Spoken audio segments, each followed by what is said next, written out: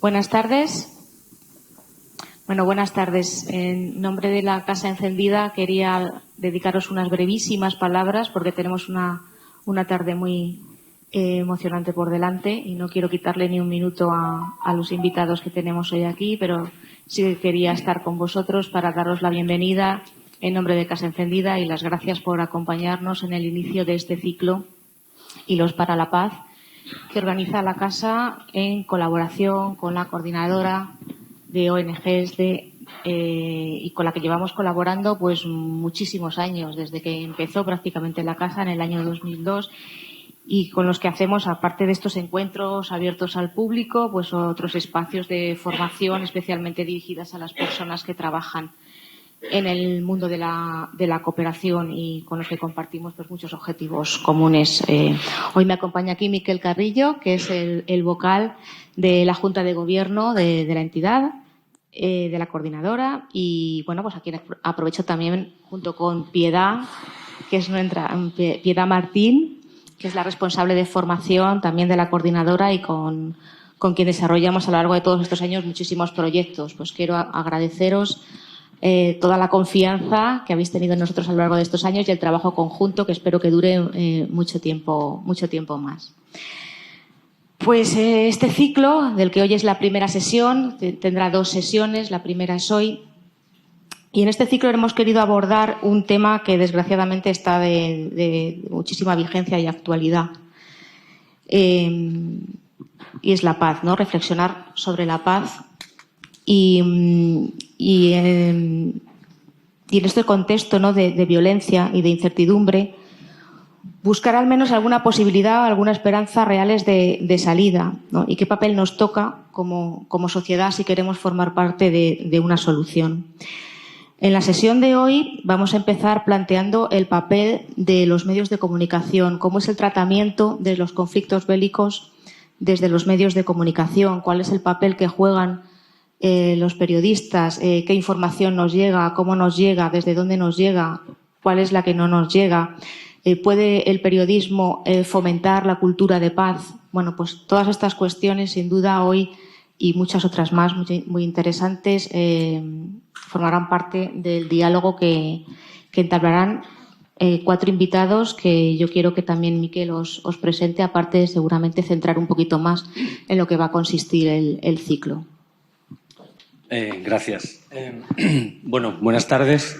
En primer lugar, muchísimas gracias a la Casa Encendida por darnos la ocasión nuevamente, por seguir esta colaboración desde 2018. Escuchaba por aquí que fuimos nosotras las que inauguramos un poco la vida asociativa de esta casa, de alguna manera, y qué bien, ¿no?, que haya espacios en Madrid para poder hablar y poder hacer cosas y aportar nuestro granito de arena en este esfuerzo que es la construcción de la paz, ¿no? Yo creo que la paz es una responsabilidad conjunta, colectiva, y desde cada espacio donde estemos tenemos que emplearnos a fondo para progresar, para ir hacia ella, ¿no? Sin paz hay pocas cosas y sobre todo no hay justicia social, ¿no? No hay justicia global. Sin paz digna, no sin ausencia de conflictos, como sabe la gente que se dedica o que es experta a esto de la paz. Yo creo que el título de este primer Hilos de Paz, espero que haya muchas más sesiones, porque es un tema complejo y más necesario que nunca, ahora mismo. Contar la guerra desde la paz resume muy bien lo que queremos hacer y el objetivo de esta sesión, por lo menos de esta primera. Y me encanta que hoy el público sea gente que probablemente se dedicará a hacer de comunicadores, comunicadoras, de periodistas, de trabajar en los medios. Y yo creo que en ese esfuerzo colectivo, su misión y lo que nos reúne aquí es desmontar una narrativa hegemónica sobre el devenir de la historia, de la relación entre comunidades, de las luchas sociales, de la historia en general, ¿no? Y es desmontar esa narrativa de que solo es la guerra o solo es en el ambiente, en el marco de la violencia en la que podemos o en la que inexorablemente nos desarrollamos. Desmontar ese marco es una responsabilidad de todas, de todos, de las asociaciones, de las instituciones, pero probablemente recaiga esa responsabilidad especialmente en las personas que os vais a dedicar a llegar a toda la población, ¿no? Y en ese sentido creo que es responsabilidad de la coordinadora, del sector, de organizaciones, de movimientos que estamos en contacto o que trabajamos para la justicia global, el haceros llegar o el proponeros desmontar esa narrativa hegemónica en la que la violencia es una de esas fuerzas motrices de la humanidad. Y eso hay que desmontarlo, se puede hacer, hay herramientas para iba a decir armas, ¿no? Pero son herramientas para hacerlo, y creo que es fundamental contar con la presencia de, bueno, unas compañeras, compañeros que hemos invitado y que esperemos que ayuden a daros clave y sobre todo a ver que se puede contar las cosas de otra manera. No se puede, sino que se debe contar las cosas de otra manera, porque en esa reiteración del discurso hegemónico acabamos encontrando o acabamos haciendo más grande nuestro laberinto y no nos permite ver un poco esa salida o esos mundos diversos y posibles que están ahí y que hay que construir. Eso siempre comienza por una comunicación responsable y comprometida con la construcción de la paz y de la no violencia.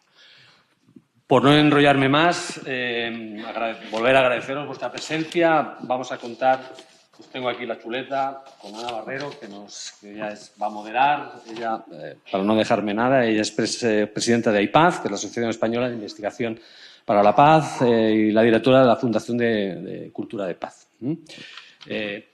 Luego vamos a tener ya en el diálogo a Oriol Andrés Gallard, periodista y documentalista, ha sido corresponsal en Oriente Medio, coeditor de la sección internacional de La Directa, colabora con otros medios. Cristina Sánchez, que es periodista de la sección internacional de Radio Nacional de España, corresponsal en diferentes países en conflictos de Oriente Próximo. Ana Suriñac, que es una fotógrafa documental y editora gráfica de la revista 5W, y bueno, su trabajo se ha centrado en documentar los movimientos de población, crisis humanitarias en diferentes partes del mundo. Espero que disfrutéis y aprendáis y, sobre todo, os interpelen para hacer una comunicación diferente que en estos momentos más que nunca necesitamos. Muchas gracias por venir.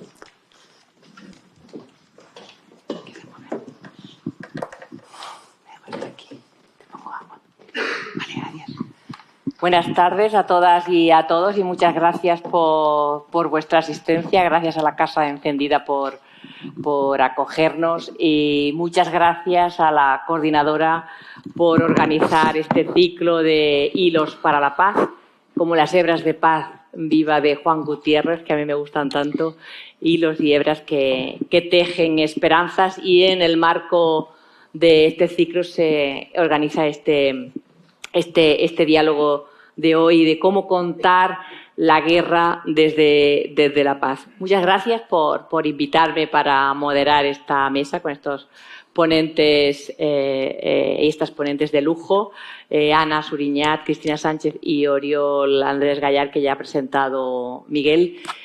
Para mí, pues, encantada con compañeras y compañeros del trabajo de la paz aquí, del periodismo de la paz, y también pues contenta de que las personas, como ha dicho Miguel, que os vais a dedicar a la comunicación, pues estéis aquí también en este diálogo.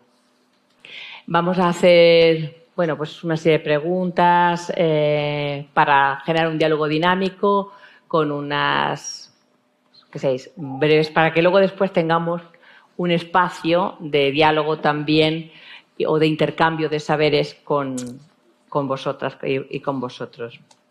Desde las organizaciones que trabajamos en la construcción de la paz, pues estamos contentas de este necesario, de que se haya organizado este necesario diálogo. De hecho, muchas veces, aquí Luna lo sabe, en nuestros debates internos en las organizaciones de paz, lo hemos puesto de relieve, ¿no? Hemos puesto incluso que tendríamos que hacer encuentros entre las organizaciones de paz y las periodistas y periodistas que trabajan en este periodismo de paz. Entonces, por eso agradecemos que se haya puesto, que se haya organizado.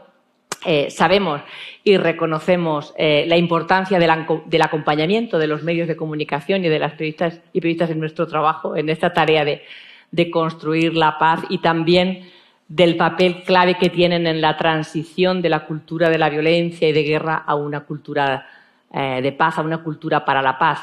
La UNESCO misma, que tiene, es la Organización de las Naciones Unidas que tiene la misión de construir la paz, debe construirla a través de la educación, la ciencia, la cultura y la comunicación como elementos claves para construir la paz. Y las Naciones Unidas, en la Declaración de Cultura de Paz, también ponen de manifiesto el papel importante para el fomento de la cultura de paz, que sea a través de la libre circulación de la información y la garantía del acceso a ella. Es decir, y también señala, indica a los periodistas y las periodistas como actores clave para poder hacer esta transición. Pero la comunicación ha estado condicionada históricamente por intereses que han difundido la cultura de la violencia. Por tanto, introducir unos discursos, los discursos de la cultura de paz, los discursos de paz, pues no es fácil, porque no dejan de ser discursos contraculturales y también incómodos, ¿no? para esos intereses. Pero además es que la comunicación, como otras disciplinas, también han experimentado una seducción por la comunicación desde la guerra y desde la violencia, dejando a un lado, apartando la comunicación desde la paz y para la paz y la no violencia. Y bueno, pues precisamente el diálogo de hoy es para abordar esta cuestión, para hacer ese giro epistemológico de la comunicación y el periodismo, como llamamos en la investigación para la paz, porque si queremos hablar de paz y construir la paz, tenemos que hacerlo desde la paz, no desde la violencia, desde la guerra. Por tanto, el periodismo para la paz tiene que hablar de la guerra y de la violencia, pero desde la paz. Por eso el título de Contar la guerra desde la paz. Bueno, y aquí enlazo con la primera pregunta para las tres, pero antes solamente me gustaría hacer unas puntualizaciones clave para enlazarla, que nos parece fundamental en la construcción de la paz y en la investigación para la paz, que el periodismo de paz lo tenga claro, es decir, lo incorpore y tenga clara estas cuestiones. Y es que la paz y la guerra son conceptos coetáneos, porque se ha asociado históricamente que la paz es la ausencia de guerra, que había paz cuando no había guerra. Entonces, pero sabemos que no es cierto, y podríamos resumir para no extrañarnos que la paz es esencialmente la defensa de la vida y de la dignidad de todas las personas. También que los conflictos son inevitables, que la convivencia se desarrolla en el conflicto y que son connaturales a las relaciones que tenemos entre las personas y también con el medio ambiente y con el mundo en el que vivimos. La cuestión es cómo se transforman esos conflictos, que se haga de forma no violenta, a través del diálogo, de la mediación, de la diplomacia. Y otra cuestión importante es que las personas no somos violentas por naturaleza y tampoco pacíficas por naturaleza. Es decir, depende de la construcción social. Es una construcción social y de la cultura que se cultive. Eso va a depender que reaccionemos con violencia o de manera pacífica ante las diferentes situaciones que se presenta y que tiene el mundo y la humanidad en la actualidad. Y, por tanto, si no somos ni violentos por naturaleza, tampoco la violencia es inevitable. Es decir, las violencias de todo tipo, las violencias culturales o simbólicas, estructurales y directas, son todas evitables. De hecho, el hecho de considerarlas inevitables ha sido uno de los grandes obstáculos para construir la paz.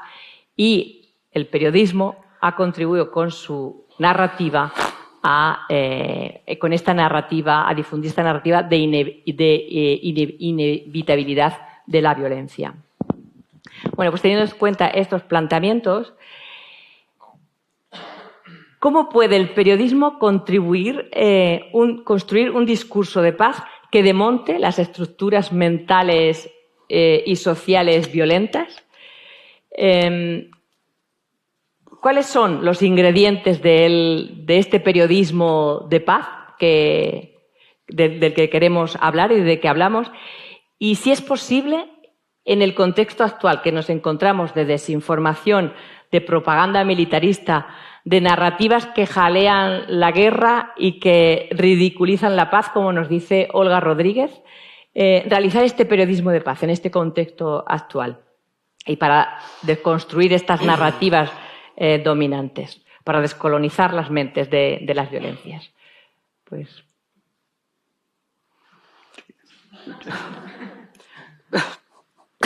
Yo me vais a... Es que se me hace muy difícil y muy complicado intentar argumentar la necesidad de una comunicación para construir la paz pendiente de un móvil mientras intento saber cómo está mi corresponsal porque Irán acaba de lanzar misiles, entiendo que contra territorio israelí, y con lo que llevamos viviendo un año. Se me hace difícil. Pero, bueno, a ver, yo básicamente no soy una investigadora, no soy una académica, no os voy a dar grandes lecciones teóricas y yo os puedo contar mi experiencia. Mi experiencia fundamental, y creo que la de mi compañera y mi compañero aquí, es que lo esencial, en primer lugar, es estar sobre el terreno. El periodista y la periodista, para poder acercar realidades que creemos que nos son ajenas y lejanas cuando en realidad no lo son tanto, lo que tiene que estar es allí donde sucede y con las personas a las que les están sucediendo las cosas y que están sufriendo. En la mayoría de las ocasiones las decisiones de otros. Con lo cual hay que invertir en que el periodista y la periodista esté allí. La información internacional es muy cara, esto ya seguro que saldrá en reiteradas ocasiones en esta charla. Y hay que estar allí no solo cuando está la CNN, con todos los focos puestos y el resto de prensa occidental va detrás. No, hay que estar cuando los focos se apagan también. Doy la razón en que la paz no es la ausencia de violencia y de armas. La paz es mucho más. Cuando cesan las armas, cuando callan las armas, es cuando quizá es más interesante estar allí para contar qué sucede después o qué no sucede después. Y cómo desmontar la narrativa bélica, pues acercándote a la población civil y contribuyendo a derribar la deshumanización de la población civil. Que es algo que creo que en el último año y en los 15 anteriores en los que yo he viajado a Oriente Próximo es el quid de la cuestión en lo que, por ejemplo, se refiere a la población palestina. La absoluta deshumanización con la que se trata a esa población. No tienen ni nombres, ni apellidos, ni rostros, ni historias. Son simples números. Y para que te lo cuenten, te lo tienen que contar ellos y ellas. Y las organizaciones locales que trabajan con ellos y ellas. Y los periodistas y las periodistas locales son quienes te lo tienen que contar. Y el periodista tiene que ser el occidental. Mera correa de transmisión. Simplemente. Eso por un lado. Y por otro, para cambiar esa narrativa hay que denunciar la complicidad en los despachos. En los despachos de Washington, en los de Nueva York, en los de París, en los de Moscú y en los de Tel Aviv. Y eso es fundamental, porque si no ponemos nombre a las personas que por silencio o complicidad están permitiendo que esto suceda desde el punto de vista político, y ahí como sociedad debemos actuar, porque el poder lo tenemos en elegir a quienes nos representan, esa narrativa no se podrá cambiar nunca. Y me quedo aquí por ahora. Pues muchas gracias, Cristina. Bueno, evidentemente yo creo que estamos todas de acuerdo, ¿no?, con el análisis de Cristina. Hoy, cuando pensaba, ¿no?, ¿qué voy a decir en la charla un día como hoy, que ahora mismo, mientras presentaban, si miráis la televisión en directo, veréis cómo bombardean en directo Tel Aviv. Y está Irán bombardeando Tel Aviv y yo creo que hay sentimientos encontrados en ese bombardeo muy difíciles de contar, de expresar y de entender, ¿no? Entonces, bueno, viendo todo esto, he visto una publicidad de The Guardian de los años 80 que hoy no sé por qué estaba en redes, bueno, sí sé por qué, por el contexto actual, está en algunas redes sociales, donde se ve, primero se ve, también tiene mucho que ver con la imagen, ¿no? Primero se ve un tipo corriendo que parece que va a atacar a una mujer, luego cambian el plano y el tipo pasa de largo de la mujer y va a atacar a un hombre, y luego cambian el plano y lo que está haciendo el tipo es ir corriendo hacia un hombre que está a punto de caérsele un camión de carga, ¿no? Entonces, creo que es muy representativo de cuando hablamos de qué pasa en los conflictos, ¿no? Que solemos ver, hablábamos aquí al principio, antes de empezar, ha llegado un momento que desde el periodismo hay que hacer una reflexión, ¿no? Como decía Cristina, la información es muy cara, hay que estar en el terreno, hay que saber cómo informar, con quién te informas, pero ha llegado un momento donde la ciudadanía tiene mucha responsabilidad en cómo se está informando también. Y lo que lo que se detecta, ¿no?, es que la gente va a informarse en el medio que le cuenta lo que quiere, lo que ya piensa. O sea, no va a informarse, va a reafirmar sus ideas. Entonces, o le enseñan el plano del tipo corriendo atacando a la mujer, o le enseñan el plano del tipo corriendo atacando al hombre, o le enseñan la totalidad del plano. Pero para entender la totalidad del plano necesitas un esfuerzo por parte, primero, del medio de comunicación y del periodista, pero también por parte de la ciudadanía. Y yo creo que la información de paz, cuando hablamos de la guerra, funcione, tiene que ver mucho con las dos partes, y aparte que con el sistema, pero no solo por parte del periodismo, ¿no? Y otra de las cosas claves para entender los conflictos y para hablar desde la paz es el tiempo, ¿no? Hoy estamos viendo cómo hemos normalizado lo que está pasando en Gaza. Yo decía, hace un año ya, ¿no?, porque ahora ya está todo el mundo con el aniversario del 7 de octubre. Hace un año hemos normalizado que se vulneren todas las convenciones de Ginebra en directo a diario en las televisiones, ¿no? Entonces, esta normalización tiene mucho que ver también, y acabo con esto, con la deshumanización que decía Cristina, ¿no? Si no viésemos, y me incluyo porque al final yo también he normalizado todo esto, aunque hoy siento mucha angustia, pero hace un mes no sentía la angustia que siento hoy, lo he normalizado, y es el triunfo de la deshumanización del otro, y en eso caemos todos, y la población palestina está deshumanizada, la población de Ucrania está absolutamente deshumanizada en los medios rusos, y así ya no hablamos de Yemen, podemos hablar de Sudán, podemos hablar de Haití. O sea, consideramos o hemos normalizado que la violencia existe porque debe existir, y hasta que no empecemos a vivirla en directo, supongo que la seguiremos normalizando. Estamos muy pesimistas hoy, creo, ¿eh? No es el día, ¿no? Es un día duro. Sí, es que no es fácil, ¿no? Sí, yo empalmando un poco, ¿no?, con el discurso de mis compañeras, yo creo que la esperanza, o sea, estamos en un día duro, estamos en un contexto duro, y creo que las noticias nos lo ponen fácil, porque cada vez es más cierto que los noticieros, más que generarnos un interés para saber qué pasa, nos generan desasosiego, ¿no? Y cada vez, bueno, al menos en mi entorno, tengo más gente que me dice, yo no miro las noticias porque me genera frustración, me genera angustia, y sobre todo me genera mucha impotencia. O sea, veo todos estos escenarios que se están dando actualmente en el mundo y no sé qué hacer. O sea, la sensación que tengo es que no puedo hacer nada, ¿no? Ante toda esta violencia, ante todas estas guerras, ante, bueno, incluso las violencias estructurales, ¿no?, que estamos viviendo en nuestros contextos, ¿no? Y por eso creo que si queremos hacer un periodismo que de alguna manera promueva la paz y promueva la justicia social, por lo que tenemos que empezar es por dar más voz a las alternativas, ¿no? Por dar más voz a esa gente que está intentando construir una sociedad mejor, que está intentando promover la transformación social.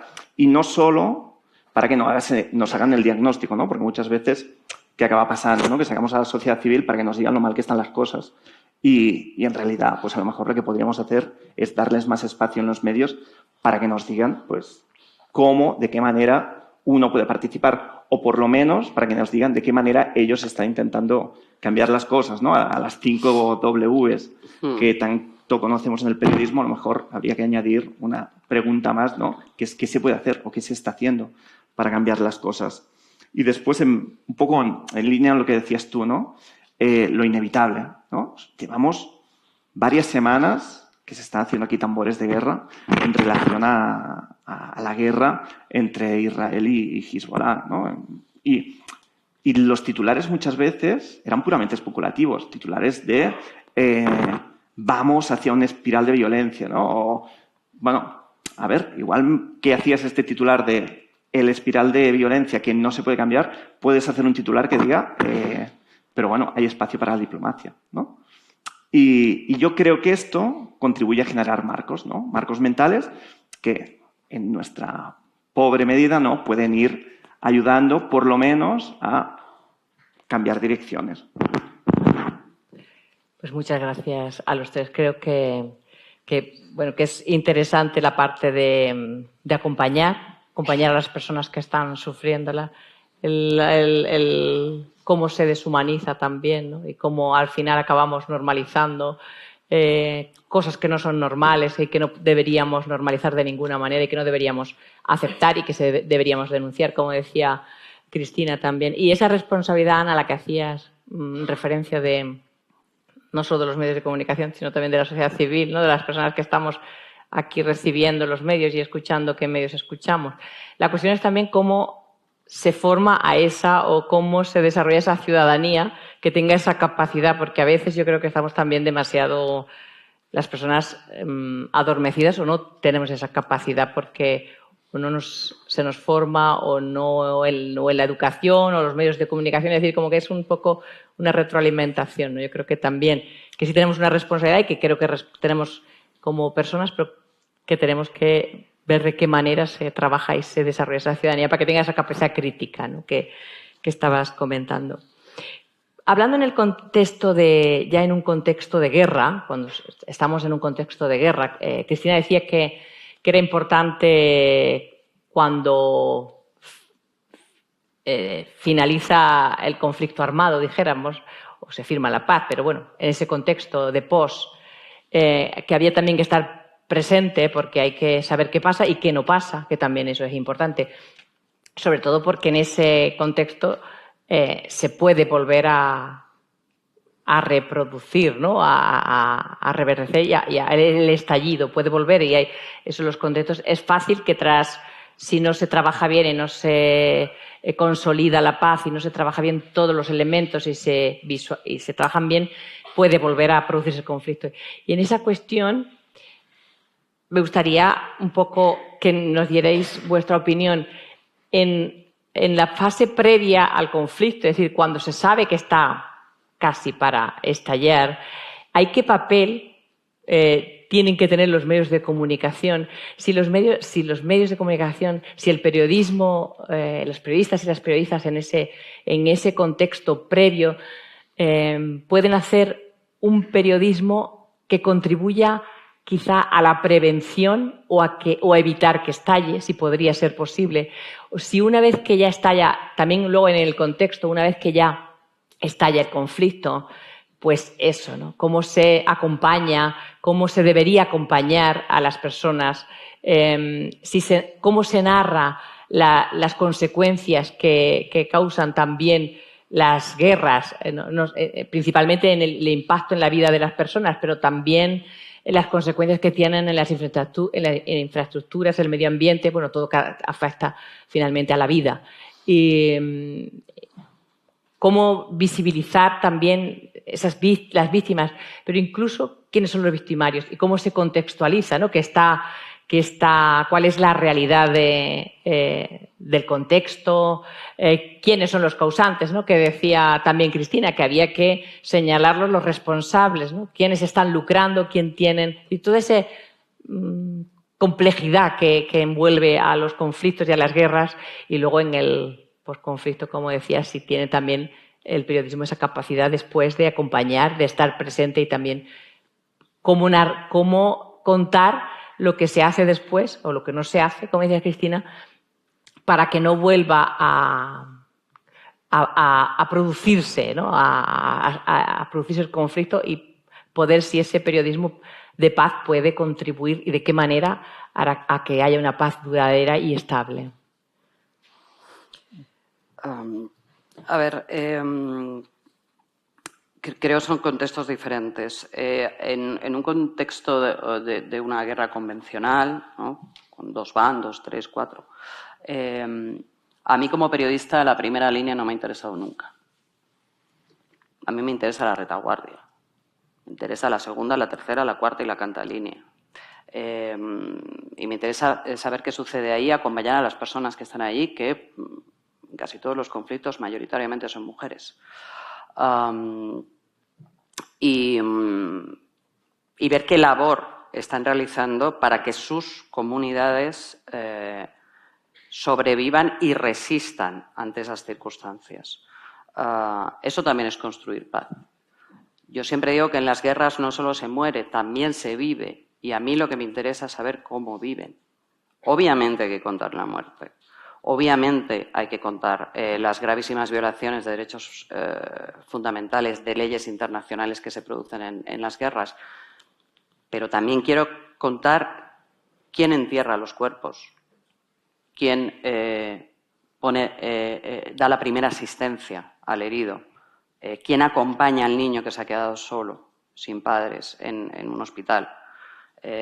Esas son las historias que a mí me interesan contar, porque son historias de humanidad y creo que la única forma de salvar a la humanidad de una deriva que a mí me preocupa sobremanera es la propia humanidad y apelar a la humanidad.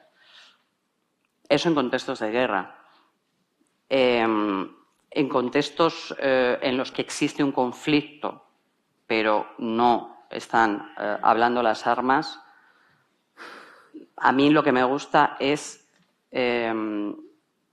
representar a las personas que viven en esos contextos más allá de víctimas, porque eso no es lo único que les define, lo son, pero no es lo único que les define. Y entonces necesito saber qué hay más allá de ser víctima. Y yo me he dedicado a eso, por poner un ejemplo, y tampoco me quiero extender mucho más, pero en la cuestión de Gaza, de las poquísimas... es la herida abierta en mi corazón desde que empecé a viajar en el año 2008 a Gaza. Y ahora ya ni os cuento cómo está la herida. He dado poquísimas conferencias después del 7 de octubre por imposibilidad emocional de darlas. En las pocas que he dado, en todas he tenido que escuchar por qué los periodistas y las periodistas no hemos contado Gaza antes del 7 de octubre. Y os voy a decir, eso no es verdad. Se ha contado por mucha gente, por muchos compañeros y muchas compañeras. Y ahí hicimos una labor fundamental de ir a Gaza cada 2 o 3 meses a contar las historias de los y las gazatíes. Bueno, si les digo gazatíes me matan, de los y las palestinas. Y ese trabajo se ha hecho.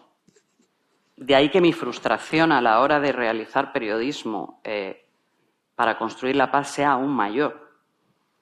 Porque pienso, hostias, ¿y quién me escuchó? Porque si ahora todo el mundo se está preguntando qué hacíamos los periodistas y las periodistas antes del 7 de octubre, yo os lo contesto, yo estaba en Gaza. Desde el año 2008. Pero en los 4 años anteriores iba cada 2 meses porque vivía en Jerusalén. Con lo cual, Estoy con mi compañera Ana en este sentido. Esto es una corresponsabilidad. Yo asumiré todo lo que tenga que asumir como periodista y criticaré a mi profesión todo lo que haya que criticar, sobre todo a las direcciones de los medios, más que a mis compañeros y compañeras. Pero como ciudadana también tengo mucho que cuestionarme. Sí, tiene mucho que ver no tanto con el periodista que ha ido a Gaza 20 veces, ¿no? Porque podemos dar una lista enorme de nombres que hemos estado en Gaza antes del 8 de octubre. Pero sí tiene, o sea, yo antes corresponsabilizaba a la ciudadanía, pero también hay que responsabilizar a las dinámicas de comunicación. O sea, las dinámicas de comunicación son infernales. O sea, es una rueda del hámster de la que no te puedes bajar nunca. Bueno, yo no estoy en un medio bueno, esto lo sufre mucho más Cristina ahora mismo, pero hay tanta necesidad de llamar la atención todo el rato. O sea, tienes que dar el titular más alarmante porque todo sigue dependiendo demasiado de los clics y la audiencia, que es imposible un análisis de expertos reales, no de tertulianos de las mesas de las mañanas, donde se pueda entender realmente qué está pasando en estos conflictos, ¿no? Y hay una cosa, para poner ejemplos de veces que hemos trabajado y hemos intentado hacer una comunicación desde la paz o desde saliendo, a mí tampoco me interesa la primera línea, no es ahora no me interesa, no me atrevo a ir, cuando he ido lo he pasado muy mal, o sea, también hay que hablar de esto, y yo siempre me he quedado en sitios en conflicto, pero nunca con las bombas. Aunque creo que es necesario que haya gente también contando qué pasa en primera línea, solo faltaría, ¿no? Porque a la que se nos prohíbe ir a primera línea, lo que pasa es que hay un vacío de información muy grande y está pasando en Gaza. Pues hay los periodistas locales, por suerte, a quienes se están acribillando, pero es que está pasando en Ucrania y no lo vemos. O sea, en Ucrania la gente no llega a la primera línea. Nos hacen creer que llegan porque hay imágenes de tiros, pero no llegan a la primera línea y eso es un problema también. Porque entonces vemos pues lo que nos dejan ver, ¿no? Y lo que nos dejan ver nuevamente te saca del contexto y te mete en esta información bélica y en esta imagen de que en un momento, porque yo soy fotógrafa, soy periodista, pero me dedico mucho más a la fotografía, creo que las imágenes contribuyen muchísimo a esta deshumanización, a esta falta de análisis, a esta necesidad que tiene la ciudadanía de entender todo en una fotografía. Ojalá una fotografía valiera más que 1000 palabras, pero una fotografía lo que tiene que hacer es generar preguntas, porque es imposible que una fotografía te cuente un conflicto y nos han educado, tú hablabas de la educación, de una manera que nos creemos que viendo un titular y viendo una imagen buenísima de Emilio Morenati, a quien yo le hago la ola cada vez que lo veo, ya entendemos qué está pasando en un conflicto complejo, ¿no? Y esto no es así. Cuando nosotros estuvimos en Afganistán con la llegada de los talibanes, yo tuve muchas dudas de si ir a Afganistán porque yo no había estado en Afganistán y yo decía, yo no, ¿por qué tengo que contar yo el Afganistán, ¿no? Pero mi compañero, que es Agus Morales, había estado muchas veces y dijo, tenemos que ir a Afganistán. Y nos fuimos a Afganistán. Cuando estábamos camino a Afganistán, como Agus había estado mucho tiempo en Pakistán, le llamaban los medios de comunicación para que hiciera análisis de lo que estaba pasando en Afganistán. Y Agus les decía, todavía no he llegado. Me faltan 24 horas para entrar en Afganistán. Esperar a que llegue, porque si no, no os puedo contar. No, pero un poco lo que ves. Y decían, no. ¿Qué pasó? Que los 3 primeros días que estuvimos en Afganistán le llamaban todo el rato para que hiciera análisis en los medios de comunicación. Después de estar un mes en Afganistán, cuando volvimos y sabíamos cuál era la situación en Afganistán, cómo estaba viviendo la población el primer mes de la llegada de los talibanes, ahí ya ningún medio de comunicación generalista le interesaba lo que podíamos aportar, porque ya había otro conflicto que había pasado por delante de Afganistán. Entonces, es imposible. Nosotros, nuestra arma contra esto ha sido montar una revista como 5W que da el espacio suficiente. Publicamos Afganistán 2 meses después de la llegada de los talibanes, ¿no? Entonces, es una de las maneras, dejar reposar las cosas y contarlas cuando realmente estás entendiendo un poco la complejidad de lo que está pasando. Y un poco para responsabilizarnos también a nosotros, pero bueno, aquí yo creo que lo intentamos mucho, pero es como salirse un poco, pensar un poco o sea, salirse un poco de la manera clásica de contar conflictos o, en mi caso, migraciones, ¿no? Pues sí, he documentado muchos rescates en el mar, pero es que están desaparecidos. Acaba de haber un gran naufragio este fin de semana. Pues pensemos una manera diferente de contar cómo están desaparecidos, pongamos rostro, ¿no? Y hagamos que la gente vuelva a prestarle atención, porque podemos, o sea, la responsabilidad es compartida, ¿no? Y ahí sí tenemos una gran responsabilidad de pensar un poco más allá del mainstream, ¿no? Y de ir más allá. Y es la única manera, yo creo. Sí, yo me sumo a lo que han dicho mis compañeras. Tampoco soy muy de primera línea. Pienso que en primera línea muchas veces el foco que tienes para ver las cosas es muy estrechito y además siempre estás sometido a la propaganda militar, que evidentemente no busca acabar con el conflicto de una manera mediada, sino que busca ganar o vencer, ¿no? Imponerse sobre el otro. Y entonces, bueno, muchas veces es importante que haya alguien allí para verlo, para documentar, pero en general la información que muchas veces puedes sacar de allí es muy pobre. O sea, realmente donde se consigue contar buenas historias, ¿no? Y hacer un poco de reporterismo es cuando te vas un poco para atrás, ¿no? Y como decía pues Cristina, te encuentras con toda la gente que está trabajando realmente para la paz, ¿no? Para seguir viviendo y, como decía, pues muchas veces te encuentras mujeres allí. Yo creo que muchas veces lo que acaba pasando en estos aspectos es que se hace una información de arriba abajo, ¿no? O sea, se empieza qué dicen los grandes líderes, ¿no? Y al final se habla un poco de lo que pasa a la población civil. Creo que nos coincidimos todas, ¿no? Que para hacer una buena información hay que empezar desde abajo y después subir para arriba. Y por otro lado, creo que es muy importante poder entender lo que cuentas, ¿no? Como periodistas.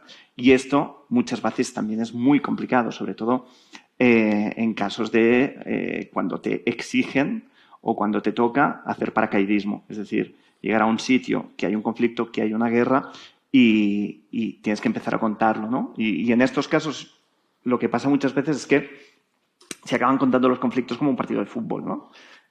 Bueno, estos avanzan, estos retroceden, al final uno gana, ¿no? Y le puedes poner más épica, menos épica, pero al final, si no hay causas, si no hay consecuencias, si no hay correlaciones, ¿no? O sea, ¿por qué empiezan los conflictos y qué relación tenemos nosotros con el inicio de estos conflictos, ¿no? Y de las problemáticas que han llevado a esto? Es muy difícil entender, ¿no? Entonces, puede parecer para el periodista que lo explica muy bien, puede parecer para el lector una falsa impresión de que está entendiendo lo que realmente pasa, pero en realidad lo que se está ofreciendo son unas claves del conflicto muchas veces equivocadas, ¿no? Y en este sentido, yo creo que el trabajo de los corresponsales con mucho tiempo sobre el terreno ayuda mucho. Ucrania, por ejemplo, fue un conflicto que yo creo que se cubrió muy mal, a pesar de las buenas intenciones de muchos de los enviados especiales que acabaron allí, porque realmente se desconocía mucho el terreno y muchas veces enviaron ahí corresponsales o enviados especiales que sabían de conflicto, pero que no sabían de región, ¿no? Y esto, bueno, generó unos espacios de información muy estrechos que te ofrecían muy pocas llaves de comprensión. Y bueno, vamos a ver qué pasa ahora con el Líbano, porque vamos también en buena medida en una dirección similar a veces. Sí, pese a que tenemos muy buenos corresponsales y muy buenos enviados especiales ahí. Lo de las historias de humanidad que comentabas, Cristina, que decían, son como a eso es a lo que se refiere Juan Gutiérrez, que he hecho referencia a él, con las hebras de paz viva. Son esas hebras de paz viva que en contextos de violencia, de guerra, están ahí, que no se les ve, y están quien entierra a las víctimas, quien ayuda, quien lleva el agua, quien hace este trabajo, ¿no? Y evidentemente el tema que es importante, y nosotros también desde el trabajo por la paz, las organizaciones de paz también decimos que no siempre que las víctimas son víctimas, pero no son solo víctimas, también son constructoras de paz, que parece que están ahí, nada más que como eso, deshumanizadas y también estáticas, ¿no? Y son personas que, de hecho, hay muchos procesos de paz también en contexto de violencia, que nosotros llamamos la paz imperfecta, porque es una paz que se produce en contexto de guerra, y hay muchos procesos y propuestas para para solucionar los conflictos y comunidades que hablan pero que tampoco se les da visibilidad. Yo creo que también es importante esa parte de no solo visibilizar la violencia, todo la catástrofe de lo que supone una guerra, sino también esa parte de esperanza que también está Pero sí, yo estoy de acuerdo, pero también muchas veces, hablo de cosas que he hecho yo, me tiro piedras a mí, pero vamos con una idea preconcebida de la problemática de la persona a la que vamos a entrevistar, ¿no? Por mucho que la entrevistamos, y voy a poner un ejemplo, desde el respeto, conociendo la realidad hasta donde cada uno sabe, tal. Pero una vez yo empecé a trabajar yo empecé con Médicos Sin Fronteras. Mi escuela, yo lo digo siempre, es Médicos Sin Fronteras, aunque ahora ya me queda muy lejano, pero... hubo un momento, empieza la guerra en Siria, Médicos Sin Fronteras tenía proyectos allí y hubo un momento donde Médicos Sin Fronteras podíamos hacer reportajes un poco de largo recorrido y decimos, vale, vamos a hacer un reportaje sobre mujeres que han sido heridas por la guerra, ¿no? Entonces nos vamos a Kilis, ¿no? Que era la primera ciudad con Turquía, un poco grande, donde evacuaban a mujeres heridas por la guerra, y me hacen una lista de 10 mujeres que me avergüenzo de esto, lo cuento porque veo mucha gente joven y hay que compartir dudas, aunque esto queda grabado, pero bueno. Entonces me pasan una lista y yo selecciono a 5 chicas, mujeres, de una lista con sus historias de vida. Llego allí, llego a la primera y yo veo una chica que se llama Salwa, Salwa Merkesh, sentada en una cama en Kilis con sus 3 hermanas, su madre, ella estaba en la cama, hablando y iba contando lo que le había pasado. Era en ese momento en que el gobierno de Siria decía que las víctimas civiles eran heridos colaterales, ¿no? Que no iban a dañar esto se dice, ahora ya ni se dice esto, pero escudos humanos. Entonces, era como comprobar que esto no estaba pasando y Salwa lo que le había pasado es que volviendo a la escuela la dispararon por detrás un francotirador en Damasco y la dejaron en silla de ruedas. Entonces ella empieza a contar esto y yo veo que esa chica, yo digo, vale, me sabe fatal, pero vamos a anular todas las entrevistas, las otras, porque yo tenía como prisa para acabar una entrevista para llegar a la otra, y nos vamos a quedar con Salwa 3 días. Y a la que estábamos el segundo día con Salwa, yo siempre intento trabajar con quien me traduce que sea mujer, especialmente cuando entrevisto mujeres, porque creo que se crea una complicidad mayor. Agus, que también estaba trabajando conmigo, estaba fuera. Y Salwa me dice, pero es que me estáis preguntando todo el rato por la herida de mi espalda y por la guerra y porque estoy en silla de ruedas y porque mi padre nos ha abandonado. Pero a mí no me duele esto. A mí me duele que mi marido me ha robado a mi hija y yo no puedo verla. Y en ningún momento tú has pensado que mi dolor podía ir más allá de mi espalda y a mí la espalda me da igual.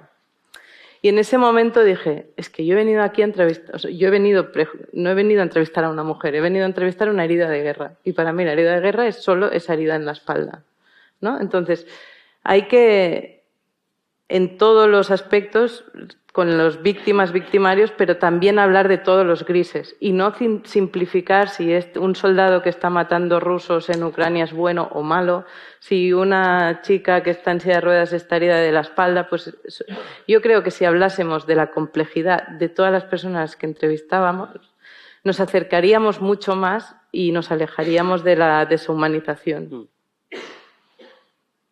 Yo, por poner otro ejemplo en este sentido, en la que yo pensé iba a ser la peor ofensiva militar israelí en Gaza, ilusa de mí, que fue en el año 2014, margen protector, 54 días, 2.400 palestinos asesinados. Yo estaba dentro.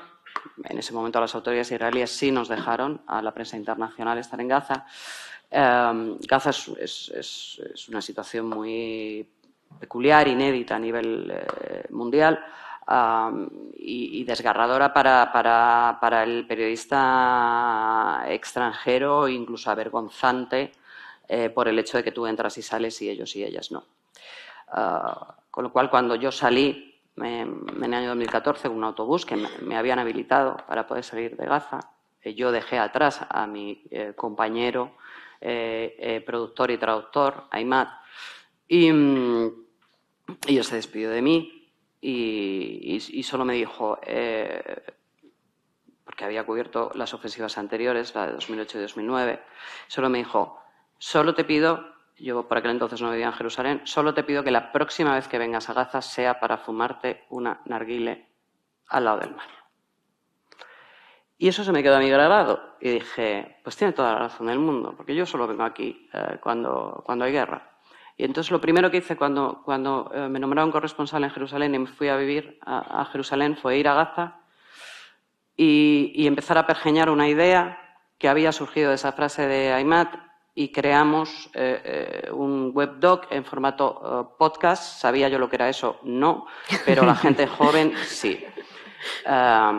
Y creamos ese webdoc en formato podcast y lo llamamos Vivir Gaza, porque queríamos mostrar cómo era la vida en Gaza, pero la gente que lo veía y escuchaba sintiera también la vida en Gaza. Hicimos precisamente eso. Nos fuimos a fumar una narguile al lado del mar. Nos fuimos a una escuela de deportes náuticos, porque el mar es el único espacio de libertad que tienen X millas náuticas, dependiendo del día que tenga el ejército israelí. Nos fuimos a una escuela de yoga, que es el único espacio en el que las mujeres maltratadas, víctimas de violencia machista, pueden encontrarse y hablar en libertad. Y hacen espectáculos circenses, las mujeres. Estuvimos en una escuela de natación, con niñas que querían ir a las Olimpiadas. Estuvimos en un estudio de grabación, con una banda de rock. Estuvimos con una diseñadora de moda. Así hasta 5 capítulos, de 20 minutos cada uno. Y creo que es la única aportación que yo he podido dar a esa comunicación para la construcción de la paz. Trasladar la imagen de la vida en Gaza, de seres humanos, que no son única y exclusivamente heridos y muertos por la acción del ejército israelí con la complicidad de los gobiernos occidentales. Y ese es el legado que he dejado. No sé si servirá para algo o no servirá, pero al menos tuve el enorme privilegio de poder estar con esas personas. Sí, ahora que decías esto me he acordado también en Gaza, ¿no? Haciendo, bueno, cuando había las marchas por el retorno, ¿no? Que prácticamente, hostia, ibas allí y todas las historias eran súper oscuras, ¿no? Eran historias, pues, eso de los jóvenes que se iban allí a correr delante de la valla, ¿no? Y que acababan, pues, la mayoría con las rodillas reventadas, ¿no? Por los tiros de los francotiradores israelíes, ¿no? Que utilizaban una munición que una vez te penetraba, explotaba, ¿no? Y te dejaba los huesos aniquilados. Y prácticamente eso, situaba siempre, ¿no? Esa cobertura, pues te explicaba un poco, bueno, la rabia de esos jóvenes que realmente pues necesitaban aire, necesitaban respirar, y que a la vez en ese momento pues estaban protestando también contra las autoridades gazatíes, ¿no?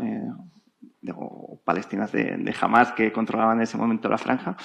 Pero sí, realmente nos está quedando algo en que dábamos muy poco apoyo a lo que era la sociedad civil, ¿no? Y en una de estas descubrimos una historia que también, para intentar hablar de la falta de energía que en ese momento había en la franja, encontramos una chica que había impulsado un proyecto de placas solares en la franja y que para tirar adelante este proyecto de placas solares a partir de unas baterías y un sistema que se había inventado, había tenido que pues, romper muchas barreras familiares, muchas barreras evidentemente de género, ¿no? Y muchas barreras con las autoridades, aparte de las barreras con las mafias locales, ¿no? Que se lucraban con los generadores en ese momento, ¿no? Y por lo tanto su alternativa suponía también una desvinculación de las familias que cogían este modelo de estas mafias. Y fue, nada, un pequeño ejemplo, pero son historias que dan vida y que te transmiten vida, ¿no? Y bueno, que al final acaban poniendo un poco de luz en estos escenarios que muchas veces, pues, por desgracia, son muy, muy tristes. Sí, mientras Cristina hablaba de vivir en Gaza, a lo mejor vosotros... Es que siempre hablo del trabajo de esta fotógrafa y nunca sé pronunciar su apellido, pero la fotógrafa que hizo Occupied Pleasures, ¿conocéis el trabajo? Que es Tania Habjuka. Esta fotógrafa cuenta que cuando ella empezó en este proyecto fotográfico lo que se ve básicamente es lo que contaba, lo que Cristina seguro relató en audio, lo muestra Tania en imágenes, ¿no? Pues ella cuenta que al principio, cuando ella iba a los medios de comunicación con estas imágenes de vida en Gaza, los medios de comunicación decían, pero esto no es Gaza, esto no es lo que es, esto no esto no es esto no lo publicamos porque esto no es lo que la audiencia, o sea, le costaba mucho colocar esto en los medios de comunicación porque no es lo que la gente tiene en el imaginario de Gaza, ¿no? Yo, a pequeña escala, y al final esto ganó muchos premios y ahora se ha visto muchísimo, ha estado expuesto en Barcelona, en Madrid y en todos los lados. Pero a mí me pasó esto. Una vez estaba trabajando en un barco de rescate y yo tenía 2 imágenes, ya llevaba mucho, era el tercer año que estaba fotografiando rescates, y yo tenía 2 imágenes del mismo grupo de mujeres, unas antes de ser rescatadas en la patera, llorando, gritando, además era una embarcación con muchas chicas bastante jóvenes, algunas visiblemente con heridas, esa imagen y el mismo grupo de mujeres al cual le sirve el mismo pie de foto. O sea, estas mujeres han salido de Libia, han estado tantos meses, o sea, el mismo pie de foto, donde ellas estaban en la cubierta del Dignity, que era uno de los barcos de rescate que tenía Médicos Sin Fronteras, celebrando el ver tierra italiana. Pues el editor del periódico me dijo, esta no la publicamos, publicamos la otra, porque lo que la audiencia espera, esto literal, es la imagen de las mujeres sufriendo.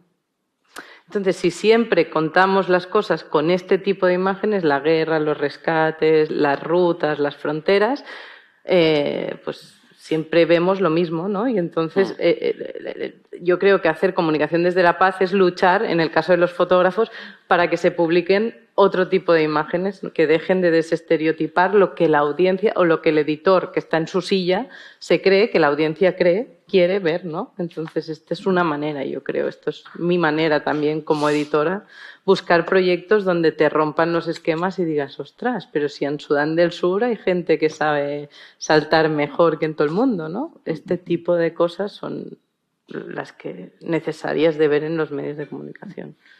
Porque vinculado un poco a lo que decíamos antes, ¿no? Esto contribuye a desvictimizar, ¿no? Las personas, o sea, darles esa dimensión distinta de la que hablaba Cristina antes, ¿no? Es decir, al final muchas veces lo que nos pasa es que no generamos lazos de empatía, ¿no? Y muchas veces no generamos lazos de empatía porque el imaginario colectivo que tenemos de estas personas, pues que a lo mejor han venido cruzando el Mediterráneo, son siempre imágenes de sufrimiento, ¿no?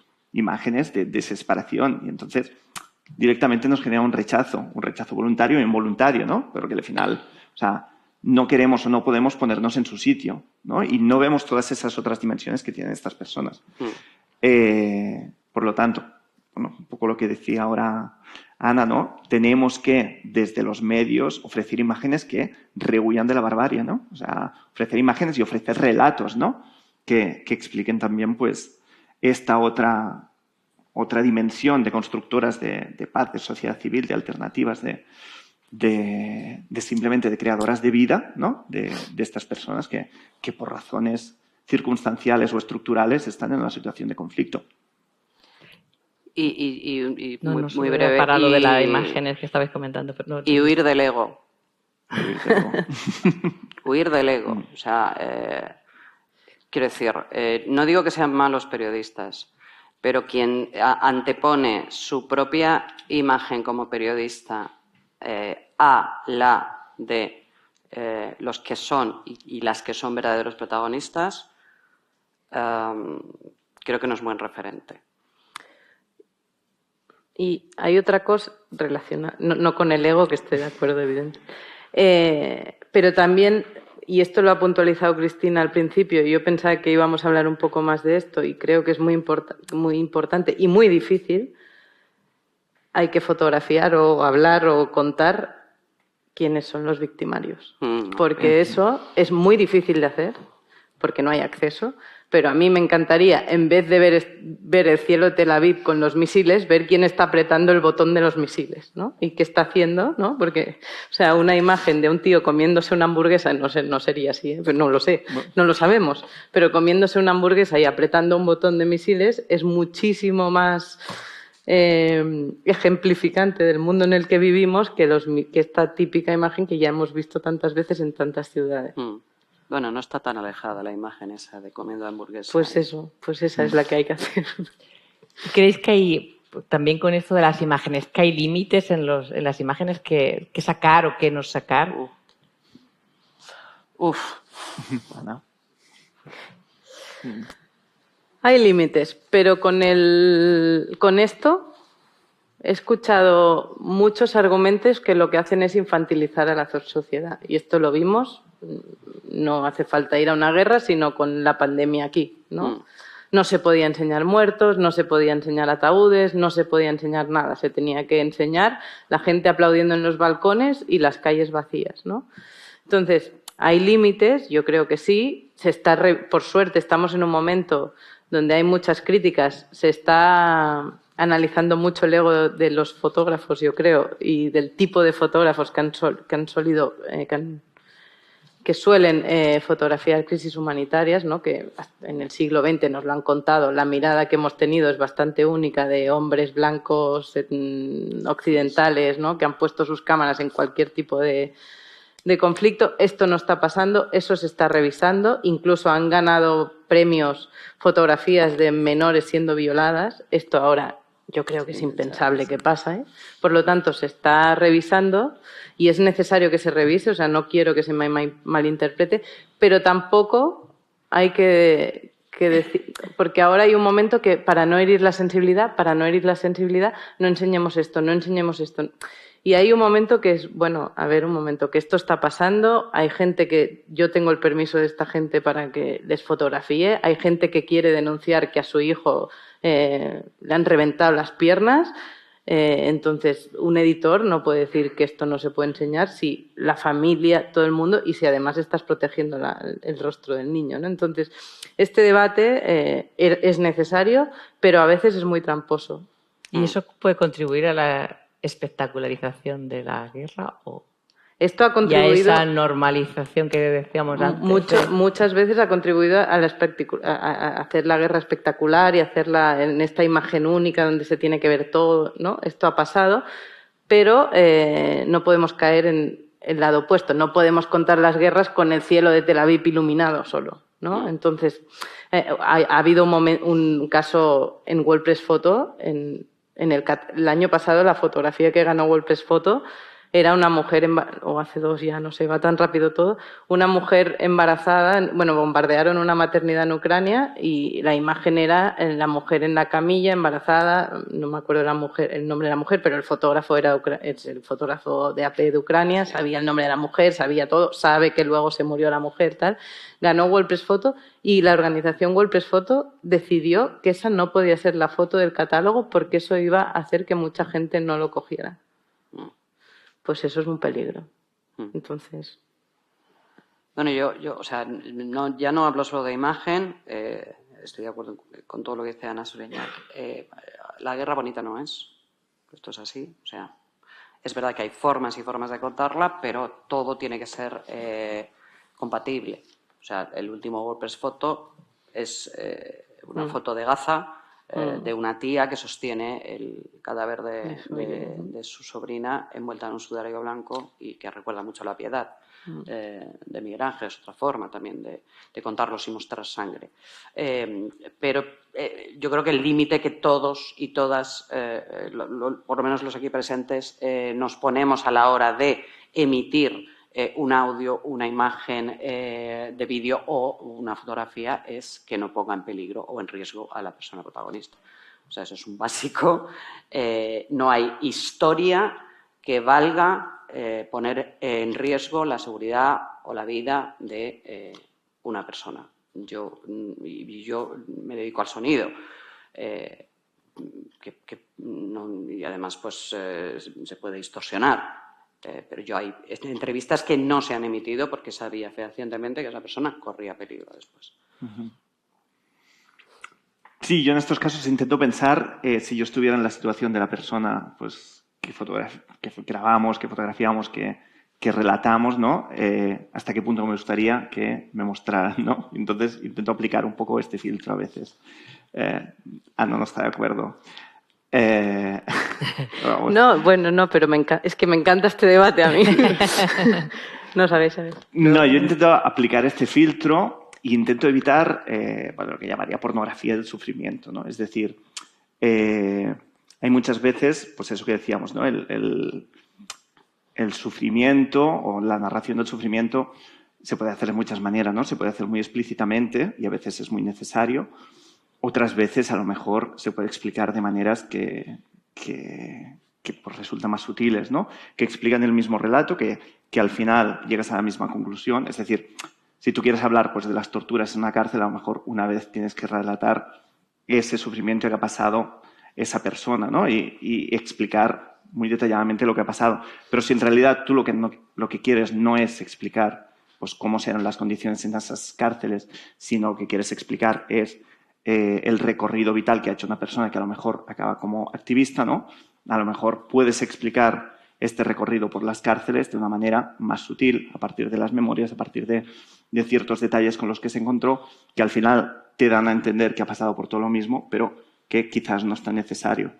Y entonces intento buscar un balance en base a lo que necesito, ¿no? O sea, para mí la forma de explicitar siempre pues todo tipo de horrores que muchas veces han pasado la gente que pues, o hace rutas migratorias o que se ha encontrado en situaciones de conflicto en Oriente Medio, que es sobre todo el territorio en el que me he movido, o partes de América Latina, pues es que es tan horroroso que al final te acaba comiendo el relato esto. O sea, es tan horrorosa muchas veces estas fases que absorben todo lo demás, ¿no? Y que dejan todo lo demás en un nada. Y entonces, bueno, intento trabajarlo de formas más sutiles muchas veces. No, yo estoy de acuerdo en la forma sutil de trabajar y además porque también tenemos que ser conscientes en el momento que estamos viviendo. O sea, imágenes bestias de la guerra se ven por redes sociales, ¿no? Si abres redes y miras Gaza y verás. Y yo entonces creo que como fotógrafos profesionales, primero que tenemos que ser los primeros en llegar y los últimos en irnos, esto siempre es así, pero luego el hecho de que ya esté gente fotografiando te tiene que hacer pensar mucho más y crear relatos mucho más sutiles que hagan reflexionar mucho más. De hecho, en la guerra de Siria yo pongo muchas veces el ejemplo de Carol Alfará, no sé si alguien la conoce, bueno, vosotros seguro, pero es una fotógrafa siria que ella documentó su guerra y sus imágenes son imágenes de la guerra siria que transmiten silencio, transmiten paz y son imágenes de guerra y eso es brillante. O sea, a mí me parece un relato brutal. Tiene una imagen de una butaca delante de una persiana de estas de comercio toda llena de agujeros de bala, que no se ve nada, pero te cuenta tanto esa imagen. Seguramente si yo no hubiera visto tantas imágenes duras de Siria, a lo mejor no me contaría igual, pero ese tipo de relato para mí fue el más potente que publicamos en 5W por descontado de la guerra siria. Y también tiene mucho que ver, yo creo, que era una mujer local, joven, contando su guerra, ¿no? Y todo eso hace que el relato sea muy distinto. Y yo lo que hago así un poco cuando se dice que el límite es fotografiar, verte a ti, ¿no? Como ponerse en el lugar. Ostras, yo he fotografiado a gente que han estado muy cómodas y que siguen siendo amigas. Seguimos teniendo relación. Gente que ha dado a luz. Yo dudo, por algo que yo he vivido, porque una guerra, a mí no me han cortado las piernas, pero yo dudo que yo dejase entrar en mi parto a una fotógrafa. ¿No? Y a vos me cuesta un poco esto, porque digo, bueno, es que no todo el mundo, yo no me dejaría fotografiar muchas veces y eso yo creo que no implica que que estoy fotografiando no esté cómoda. Y además muchas veces he fotografiado gente en situaciones en las que yo, por mucho que intenten, no me sé poner en su lugar, ¿no? O sea, no sé, entonces me cuesta esto por esto, ¿no? Porque es como, pues no sé si se muriese mi hija de un bombardeo, si realmente, si ahora pienso, no, pero a lo mejor lo que yo he visto en la población siria, ¿no? Es como que te dicen, enséñalo porque quiero. Y a vos, por eso me hacía así. Sí, no, estoy totalmente de acuerdo. Yo me refería cuando tienes el consentimiento explícito de la persona que estás fotografiando. O sea, situaciones muy rápidas en las que eres tú el que decides por esa persona. Bien. Sí, es interesante ese debate porque, claro, es controvertido, ¿no? También. Pues al final estamos de acuerdo. Sí, al final de acuerdo. Bueno, ya casi ya para ir terminando y dar paso quizá a algunas preguntas que pueda haber aquí en las personas que están escuchándonos. Solo así brevemente, aunque habéis hecho referencia a lo largo de todo el diálogo, el tema de las fuentes. Sabemos la importancia que tienen tener buenas fuentes, pero vosotros, ¿qué fuentes creéis que se tendrían que seleccionar y a cuáles acudís vosotras? Y también, que para nosotras que trabajamos en ONG, es importante, bueno, también qué relación veis con las ONGs desde las periodistas y con las personas que trabajan en las ONGs, qué vínculo creéis que puede haber y si puede contribuir también en algunos momentos ayudaros como fuente, ¿no? ¿Tú qué has trabajado con ONG? Pues yo ya he hablado mucho de fotos. Yo me reitero un poco en lo que dije al principio, ¿no?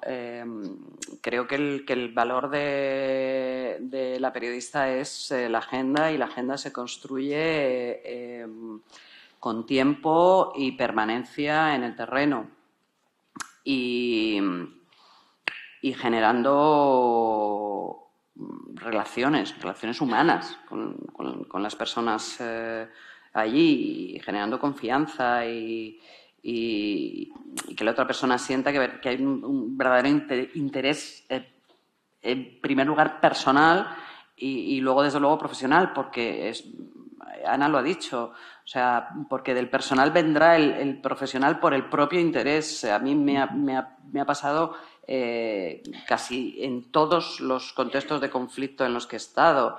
O sea, quieren contarlo, necesitan contarlo, necesitan ser escuchadas y escuchados, necesitan ser vistos y sobre todo necesitan ser dueños y dueñas de su propia narrativa, porque muchas veces la visión, el filtro de él y la periodista occidental distorsiona esa narrativa y esa realidad. Entonces, para mí es fundamental pues eso, la presencia sobre el terreno. Y luego, con respecto a otras fuentes, ahí estoy muy de acuerdo con Oriol, basta ya de llamar a antiguos tenientes del ejército español, expertos en técnica militar y teoría militar y demás, y efectivamente busquemos a personas y a perfiles que abran otras vías y que sea otro discurso el que se escuche. Y claro, el fast food informativo es lo que tiene, que muchas veces, lo contaba Ana con Agus, ¿no? Le llaman un día antes de llegar a Afganistán ya para que te haga el análisis de Afganistán. Tú necesitas que alguien te haga un análisis de Afganistán. Entonces, pues siempre acabas llamando a las mismas personas. No lo digo los periodistas, digo las ediciones de los informativos, de los programas, porque ya hay que llenar esos minutos, es la noticia del día, y entonces alguien te tiene que explicar Afganistán. Entonces, ¿quién te explica Afganistán? Pues el señor que pertenece a un think tank o el experto, digo experto porque en su mayoría son hombres los que aparecen, del que has tirado para hablar de Afganistán lo mismo que de México, que igual de Sudán del Sur. Y entonces, pues venga ahí. Entonces es importante contar con voces alternativas. Esto requiere de un trabajo diario, de búsqueda, de consolidación de esas fuentes e, insisto, de inversión económica. Y luego, que los medios llamen a Agus, que desde luego es una maravilla, el mío también lo hace, significa que el medio no tiene a nadie ahí. Y este es el gran drama de los medios de comunicación, de los más medios españoles, no digo de los alternativos, sino de los medios de comunicación de masas. No hay periodistas. Están grabando, eso sí que te lo digo. O sea, y termino poniendo un ejemplo. En Jerusalén, a día de hoy, hay 5 corresponsalías fijas, 4 son de medios de comunicación públicos. EFE, Agencia de Noticias Española, Radio Nacional de España, Televisión Española, TV3 y El País. Todo lo demás es de oídas. Todo lo demás. No sé si queréis añadir alguna cosa. Sí, yo creo que, bueno, complementando un poco lo que decía Cristina, ¿no?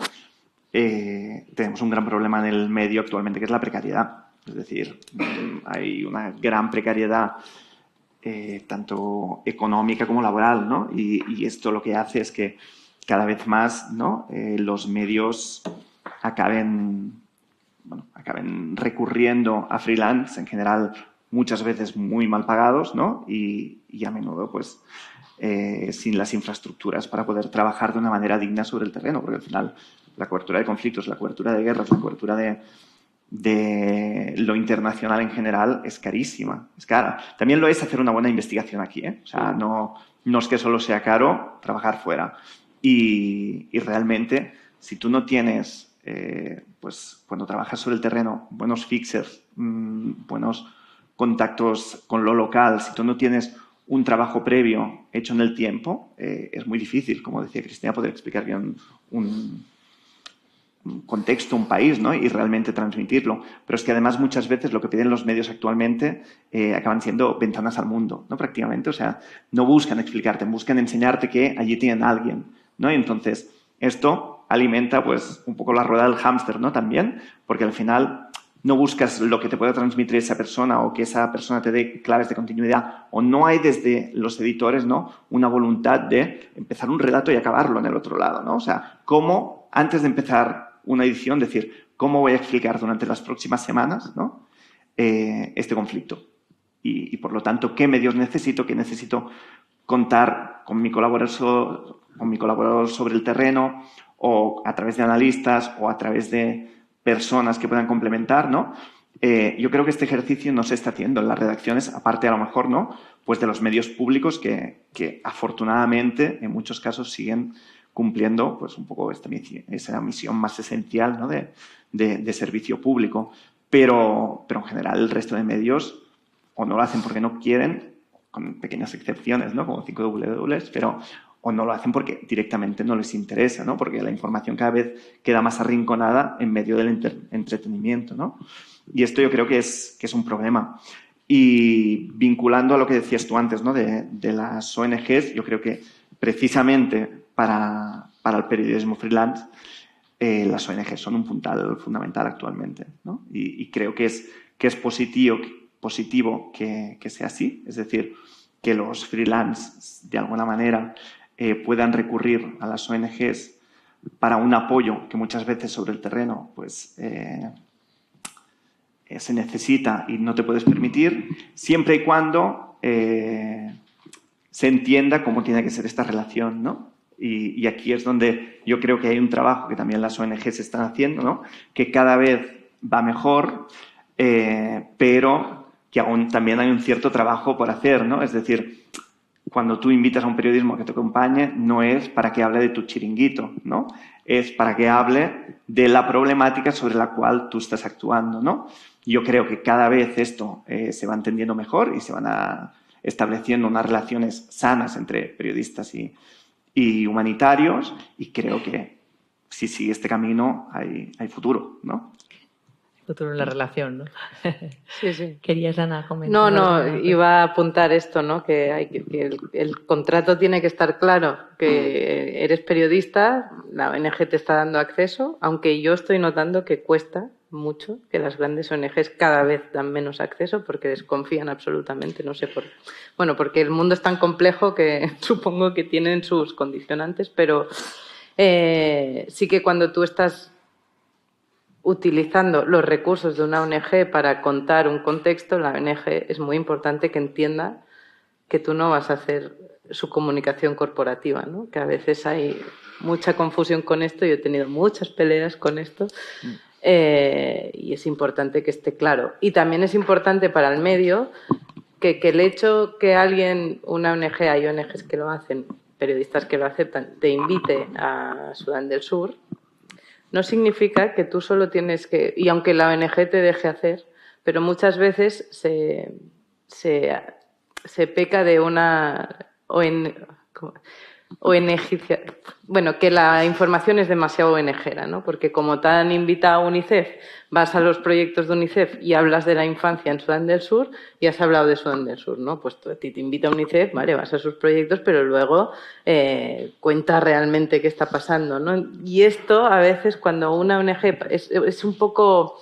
Yo soy partidaria de utilizar a las ONGs como fuentes de información, luchar para que nos dejen acceso, a que nos den acceso, que cuesta, las ONGs que están en los sitios a veces cuesta que te den acceso, pero que yo prefiero separar las cuentas.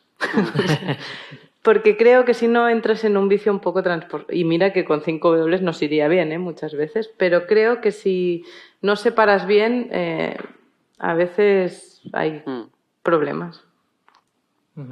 Tienen que quedar claras, ¿no?, las relaciones y lo que se van. No, hay que separar el marketing de la comunicación. En mi experiencia, nosotros costeamos los vuelos y la manutención y todo. O sea, otra cosa es el acceso.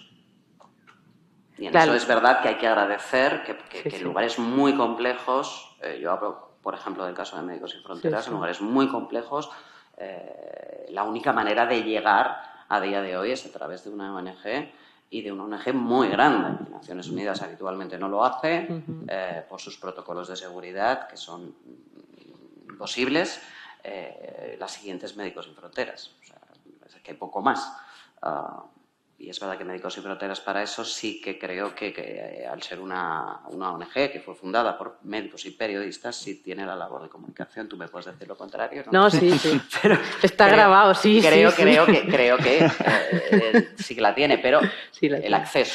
O sea, no a mesa puesta en todo.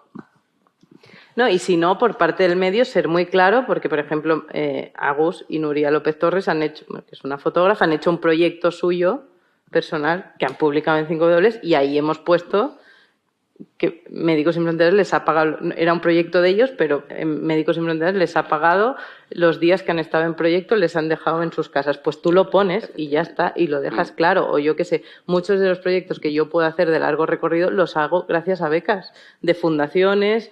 Y pues que quede claro, si queda claro quién está financiando eso, pues queda claro. Yo hablo mucho de migración y de las políticas de fronteras de la Unión Europea y muchos proyectos están financiados por la Unión Europea. No se meten en nada porque además tienes que poner ahí que la Unión Europea no está en relación, o sea, no está de acuerdo no necesariamente está de acuerdo con lo que hay en el informe. Pero es que es una de las únicas maneras que tenemos los freelance de financiar nuestros proyectos. Y yo llevo 5 años haciendo un proyecto de desaparecidos que ha recibido dinero de muchos lados, pero también de la Unión Europea. Y el principal objetivo de ese proyecto es cargarme la política. Bueno, no me voy a cargar nada, pero hablar de que lo que pasa en el mar nos están ahogando, los estamos asesinando. Entonces, bueno, ahí está la complejidad también del financiamiento. También pasan los medios. ¿Quién financia los medios? Bueno, pues nada. ¿Quieres añadir alguna cosa más? Queda un meridiano. Bueno, pues entonces cerramos aquí este diálogo interesantísimo que hemos tenido esta tarde. Está claro que el periodismo de paz ofrece una visión mucho más completa y realista de lo que pasa en las guerras, bueno, de lo que pasa en el mundo. Así que, bueno, Ana, Cristina, Oriol, muchas gracias por compartir vuestra experiencia, darnos las claves para el periodismo de paz. Nos va a venir muy bien para nuestro trabajo, ¿verdad, Chus? Y ojalá